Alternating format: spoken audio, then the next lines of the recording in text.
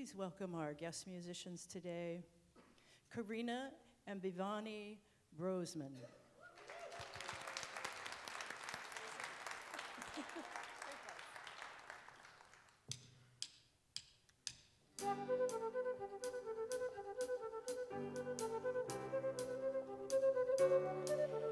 Who said I had to be so small and oh so pretty?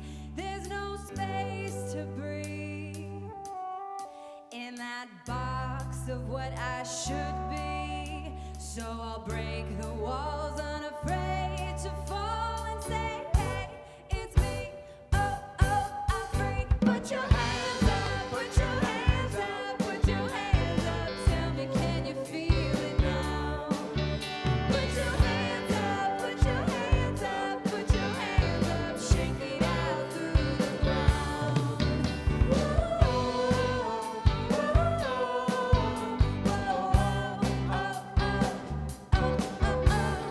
Boys and girls speaking words that have no meaning. Take your time to grow. You never know just what is waiting. You gotta stand your ground. Now don't back down. Say, hey, it's me. Oh, oh, I'm free. Put your hands up, put your hands up, put your hands up. Tell me, can you feel it now? Put your hands up, put your hands up, put your hands up. Shake it out through the ground. Come on, come on.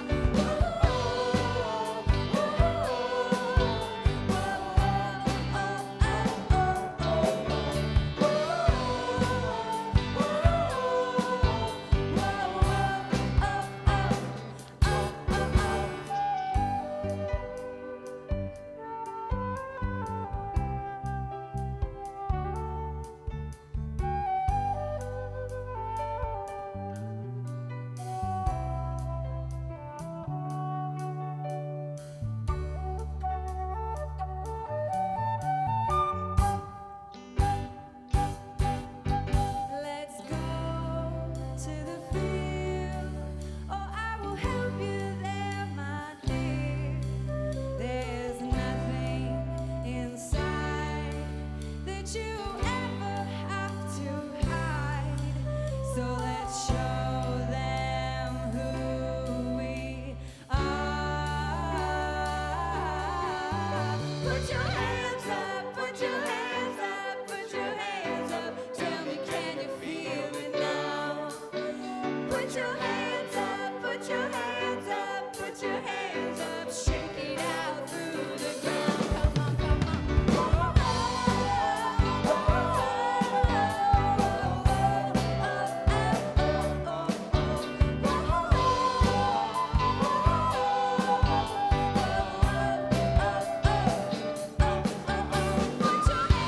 up, put your hands up, put your hands up. Tell me, can you feel it now?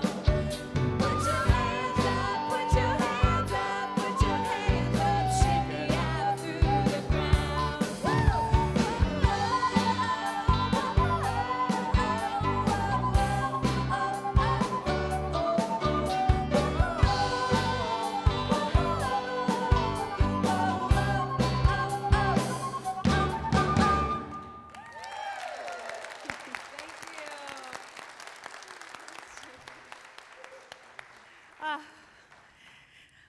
Oh, and our wonderful sisters have CDs, in fact, a whole new CD available in the lobby. And, I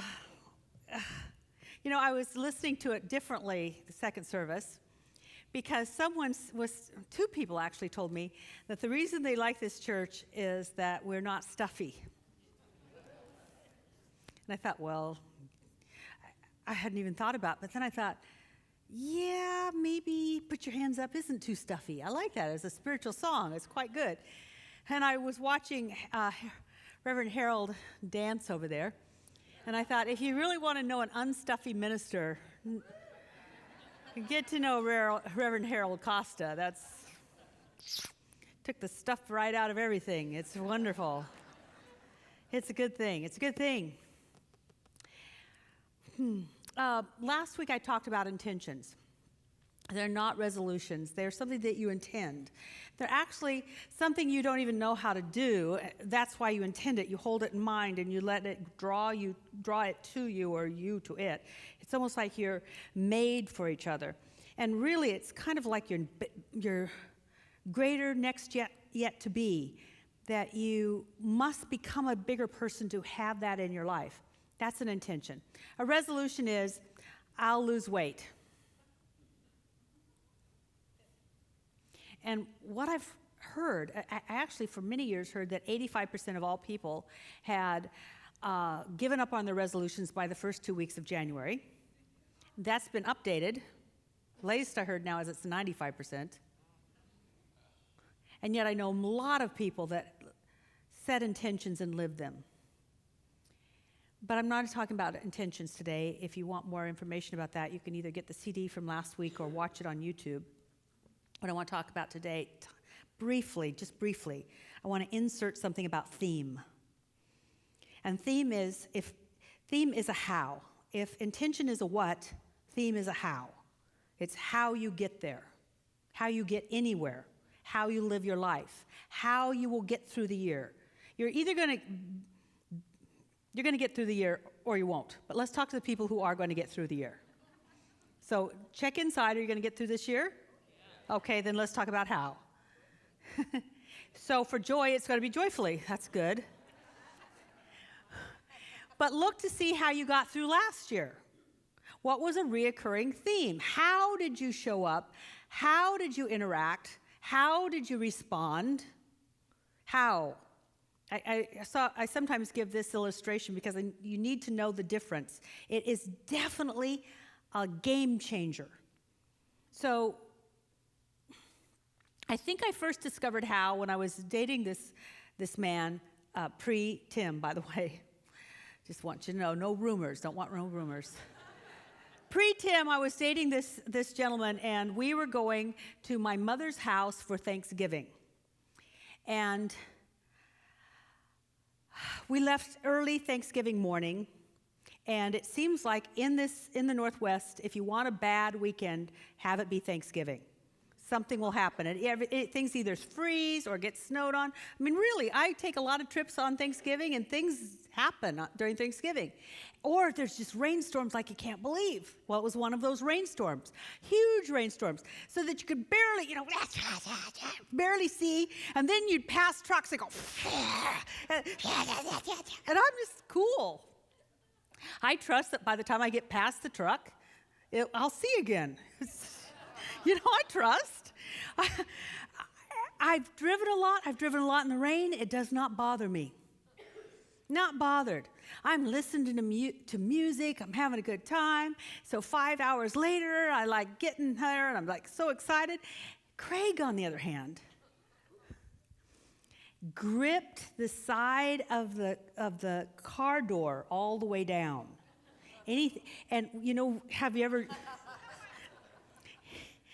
He was stiff and sore and tired and stressed. And we both got to Eugene. But how we got there was totally different. So how we showed up was totally different. And the rest of the day was totally different. He was still unwinding, and I was ready to wind up. Totally different. How you respond to life shapes how you experience life. And I don't think a lot of people know that theme, how you respond, can be a choice. Once you know how you've been doing it, you can re-choose how you do it. So ask yourself, what's my basic experience of what I'm going through? And when you know that, you can change that. A more up-to-date experience is when Tim and I lost our passports and all of our money and our credit cards and our debit card in Peru. No, I didn't sign up for that, nor do I ever want to sign up for it again. But I just handled it. I was looking at all the angels. I looked at the angels that showed up with cash. I was looking at the angels that showed up that could speak English, that got us through the immigration system. I saw angels, angels, angels, angels, angels, angels everywhere. I don't think Tim did.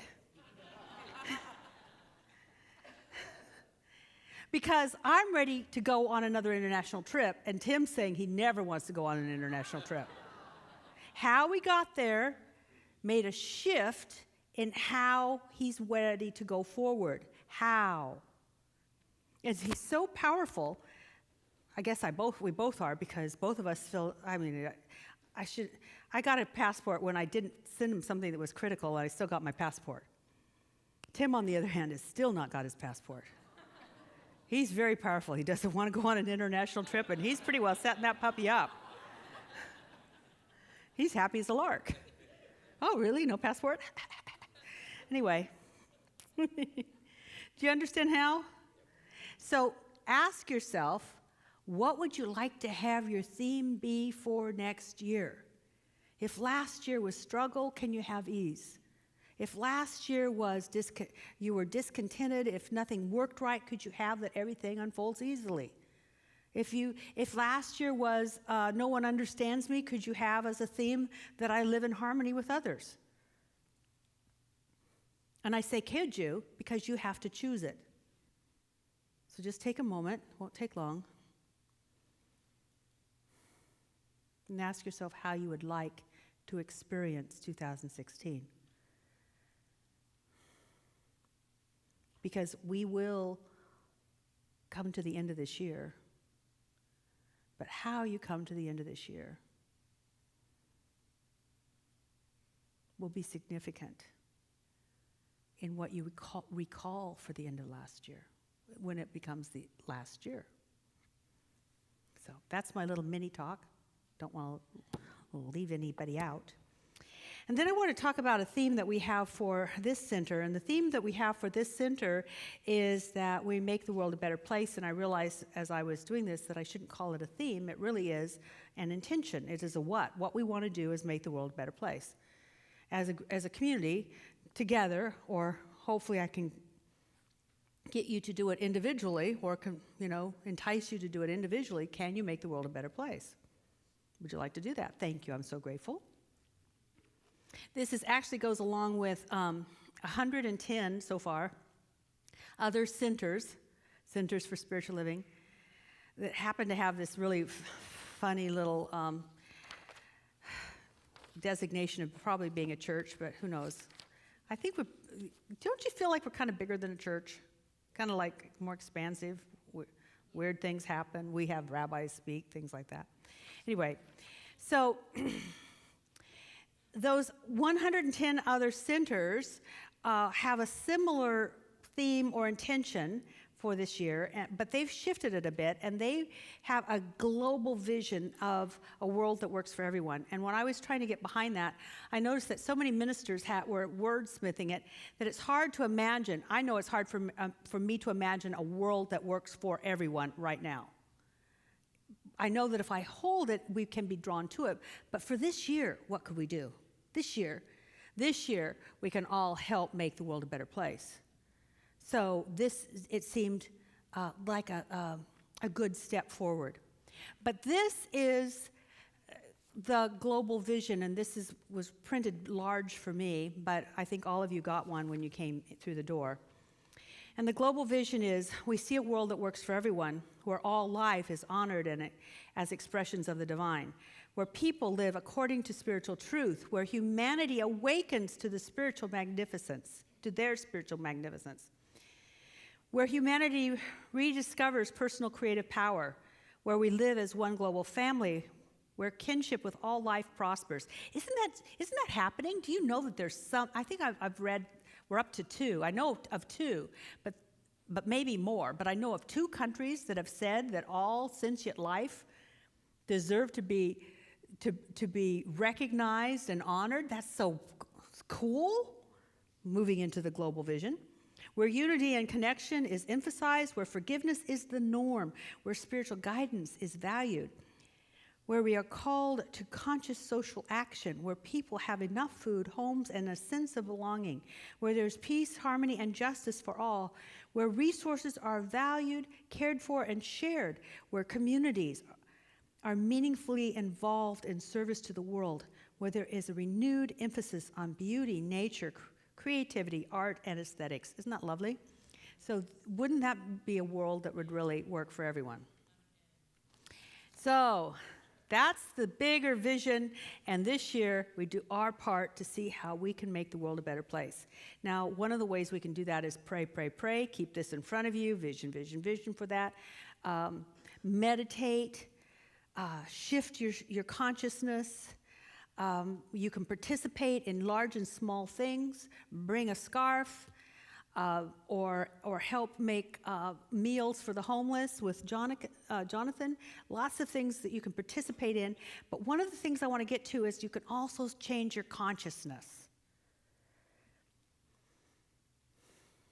Gandhi, I read a quote by Gandhi recently, who basically said, everything we see out there is a representation of our consciousness, and if we shift our consciousness, we will change the out there. Very metaphysical. So one of the ways that we can shift our consciousness is to shift it away from scarcity. I think there's an epidemic of scarcity in the world. Let me give you an illustration of scarcity, and this comes from the book that I've been inspired by this month, which is The Art of Possibility. And this is a story of scarcity. So fun. A shoe factory sent 2 marketing scouts to a region of Africa to study the prospects for expanding business. One sends back a telegram saying, "Situation hopeless, stop. No one wears shoes, stop." Another writes back, triumphantly, "Glorious business opportunities, stop. They have no shoes, stop." One person came from scarcity, and all they could see is, "I can't do it." One person comes from something else. I'm going to use that word in just a second. But we shift our consciousness by knowing what we have and what goes on. And you know, scarcity can be a theme. And as we shift our consciousness, then we start to shift the world.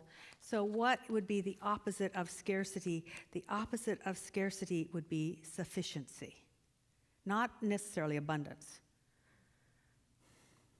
I don't know that we need abundance, but boy, we need sufficiency. Now let me give you an illustration of what sufficiency is. It means that you have what you want or need. It's available to you. You don't have to have so much. It doesn't have to be huge. So when I lived in Salt Lake City, I was single, wanted to stop being single, but I wanted to meet and marry a metaphysical man. People told me that would be impossible in Salt Lake City. I can see why they might say that. In fact, I would have people, I was a minister then, I would have women leave Salt Lake City just so that they could find someone, because there was nobody in Salt Lake City. Nobody. There were no metaphysical single men in Salt Lake City. Well, since I had a job in Salt Lake City, I thought I'd better find one in Salt Lake City. So I didn't care if there weren't a bunch of them. There didn't have to be an abundance. There only needed to be one. And I found one. See, so many of us look out there and we don't see an abundance, and we go from no abundance to scarcity, nothing. That's scarcity consciousness.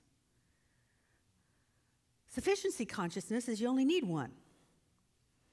I guess I had developed that idea long before I became a minister, and I sold for Pacific Northwest Bell that right before it, while it was still one with AT&T and before the divide, and actually after the, whatever that was called, deregulation.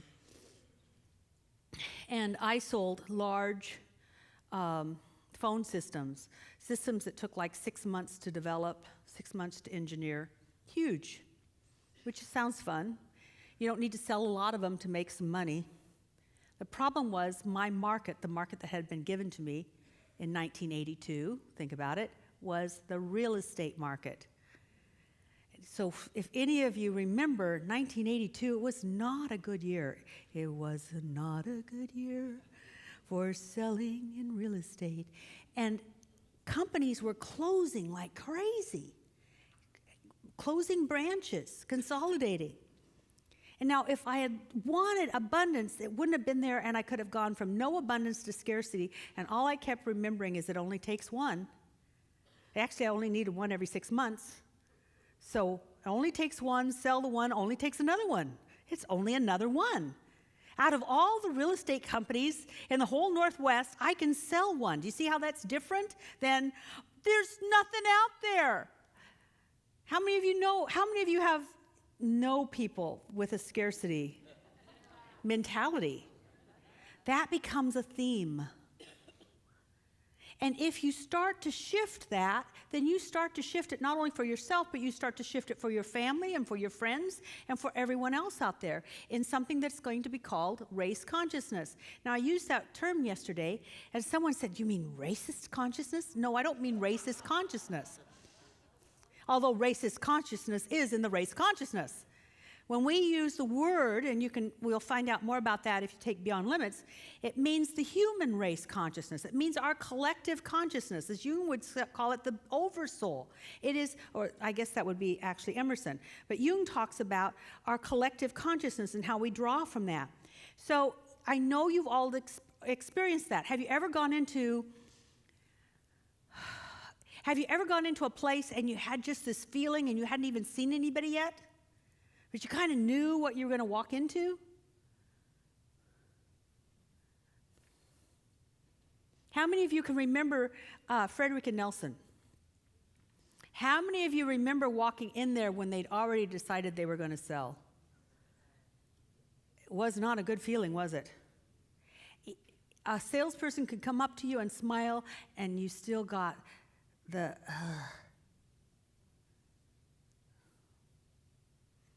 My biggest experience with race consciousness was when I was still living in Salt Lake City, and I went to a ministers' conference in New Orleans. And we landed, and at that time I didn't drink. I just wasn't into it. I got off the plane, and I wanted a cocktail. I was like, where's the party? And I didn't drink, but I loved the idea that I could get one and walk down the street. So I did. It was just so much fun. And then I went in all these places that were just amazing. Because that was just sort of, I felt like that's what you do. It's like, it's not my fault I'm looking at this. Anyway, how many of you have been there? It's not in that, I don't mean necessarily New Orleans, but you've been there where you feel like you're just being like sucked into some sort of thing that's going on. Race consciousness. Race consciousness, especially around the area of scarcity, has nothing to do with supply. There are places where resources are scarce in the world. But scarcity consciousness can show up in the most well-to-do neighborhoods. It is something that is insidious. It's almost like we should vaccinate adults for it. If we're going to go vaccinating children, to vaccinate adults, if we could have a vaccine. Stop looking through the eyes of scarcity, because even if you have a scarcity consciousness, you want to hug it. You don't ever want to. You got to protect it. It might go away. It's precious. It's my precious. Anyway, you get the idea.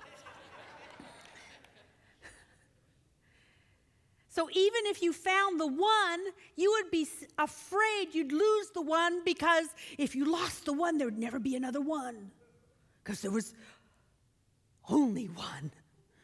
I'm so glad I found that one.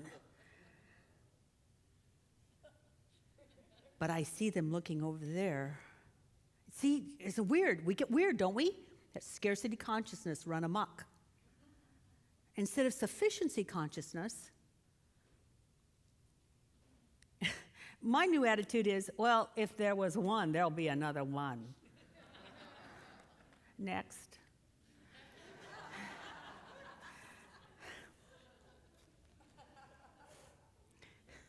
So how do we get there? How do we inoculate ourselves? It's what you pay attention, what you count, what you feed yourself with. I shared this with First Service. This is from the Science of Mind textbook. And I need to say that even though we've changed a lot of the Science of Mind requirements for reading for classes, eventually you're just going to have to love this book. Because I'm praying that you all become practitioners. So, just love the book. Anyway, so, and by the also, I have to also say, your first experience with the book, maybe my first experience with the book, which was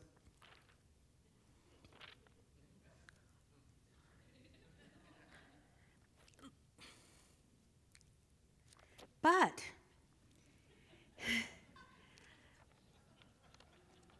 I always was fed by the meditations for self-help in the back, which cover so many different areas, so many things that I would find a meditation to help me with the condition that was going on. Like there's meditations for having a quick answer. There's meditations for when you have anxiety. There's meditations for your eyes and how you show up in the world and doubt and all that stuff. And so this is the meditation I think would be great for sufficiency. The substance of spirit is my daily supply. It cannot be without my good. I can see that the constant stream of life flowing to me brings into my experience all that makes life happy and worthwhile. I rest in security. I know that the infinite good is within and is expressing through me. I receive my good. Or if you just wanted to simplify it, you could change it a little bit to a simple affirmation from Emma Curtis Hopkins, which is, there's a good for me, and I ought to have it. So we can either say that there's a good for me and I'll never have it, or there's a good for me and I ought to have it. It only takes one.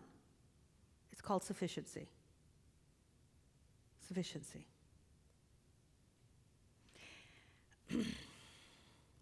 Another way for us to make the world a better place and to expand in our awareness of what's possible in the world and what's possible for us is to change the games we play.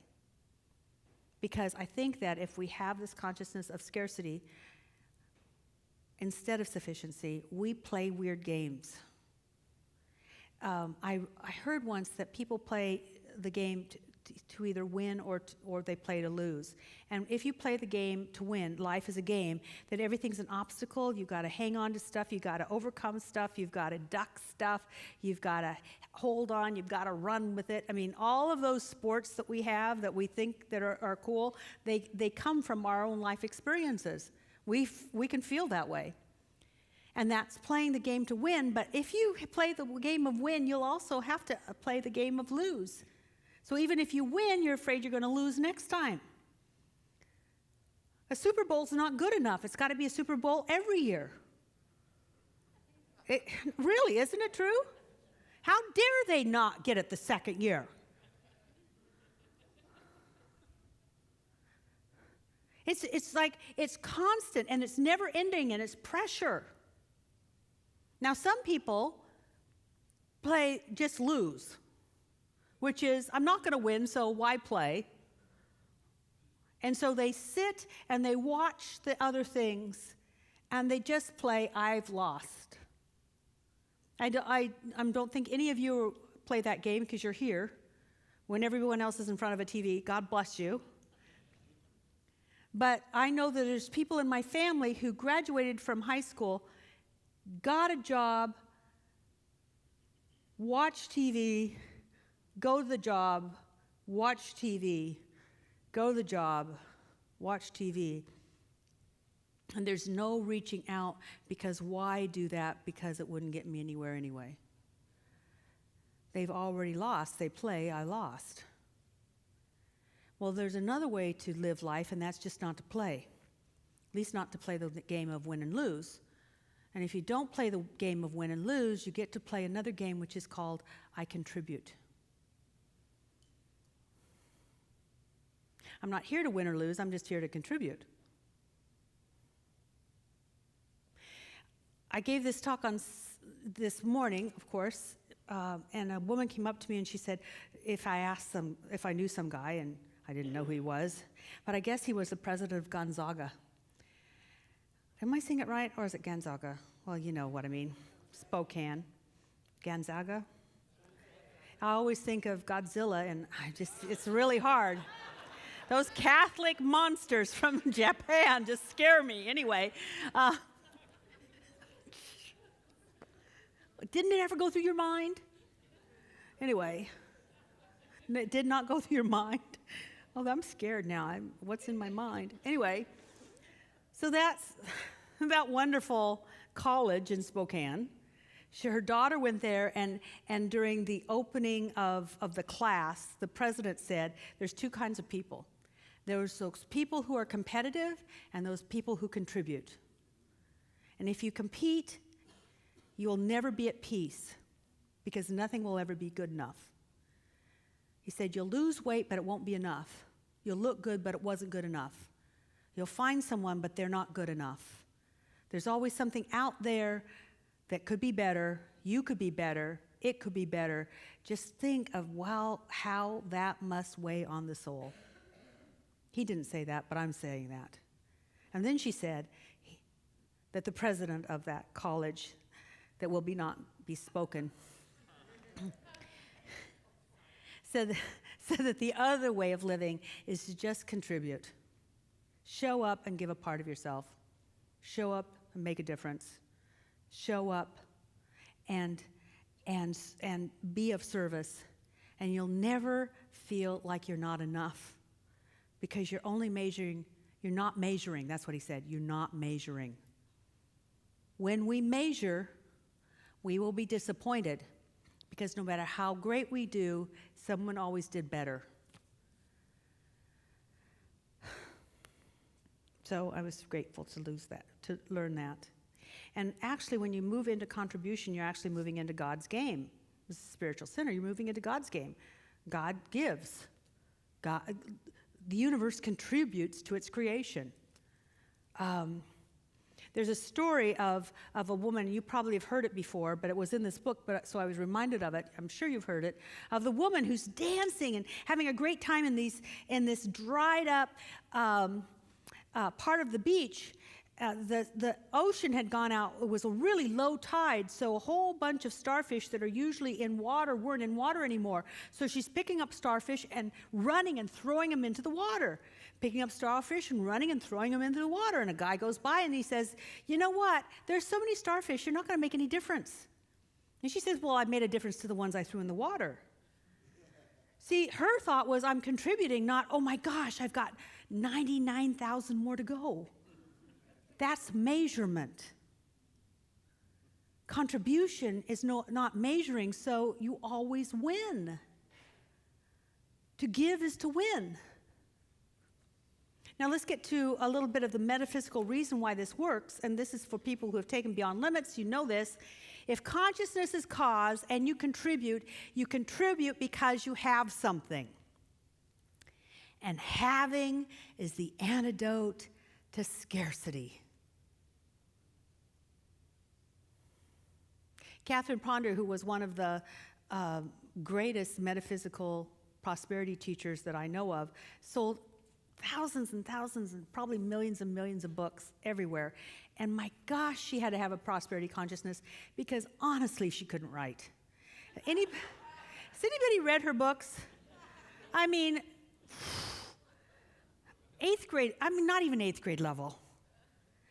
But it didn't matter. She didn't have to be a literary master or even competent. But she lived these ideas and gave them and people were prospered because of them. It wasn't about how she put it. It's because she believed it so much, and other people were touched by her belief system. And in every book she says, when I used to do counseling, because she was a minister like me, so she would have people call up and want things and pray for this and pray for that. She would pray, and then she'd say, now go out and give something away. And she said that most of the time, or at least a lot of the time, because she was writing in the 50s when there was also a nice little recession happening, she said, people would say, I have nothing to give. And she said, well, then you really better find something to give. Because if you have nothing, that's the consciousness that you'll be creating your future with. Your theme is, I'm nothing. I have nothing. Big time scarcity. And one of the ways to start to heal that scarcity and go into sufficiency is, I will give this, I have this. And in the having, there is more having. Consciousness is cause. And if we were going to put it into 1970s and 80s jargon, what goes around comes around. So many people do that. They withhold forgiveness until the person's really sorry. Well, that'll do you a lot of good. They withhold giving because it's not a huge amount. I remember talking to someone, and she made a pledge, and it was not, it was big for her. And she was really feeling bad because she hadn't met it. I said, well, what about if you just gave $1 or $2 a week? I could do that? Well, if I did that, I'd give much more than what I pledged. She looked at what she didn't have and kept the flow from her because it wasn't enough, which would make more not enough. Any questions about this before I go on?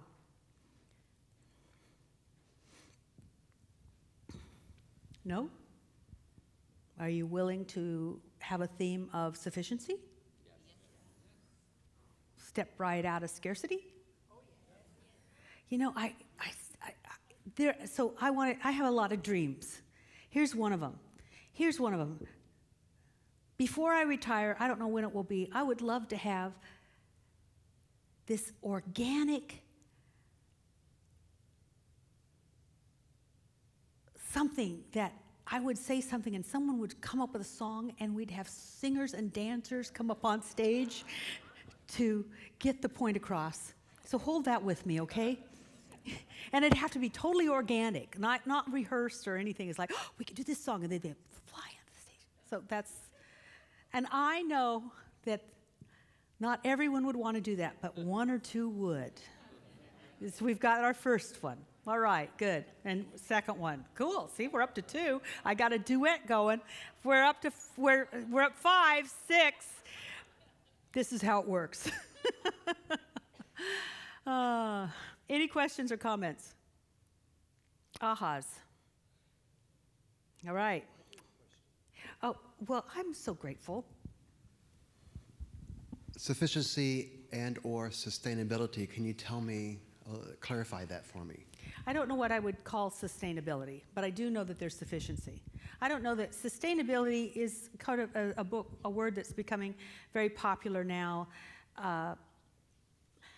especially in relationship to the earth and things. I'm talking about mainly the idea of consciousness. If we come from I don't or I have, I don't have or I do have. And what we can have is, see, if we don't,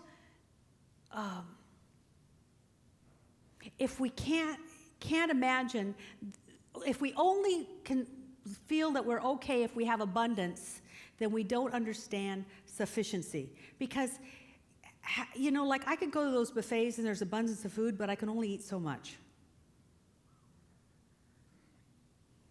And it only took one gentleman to fall in love with me in Salt Lake City. I did not have to go to San Diego where there's a Navy. Where there would be an abundance to choose from.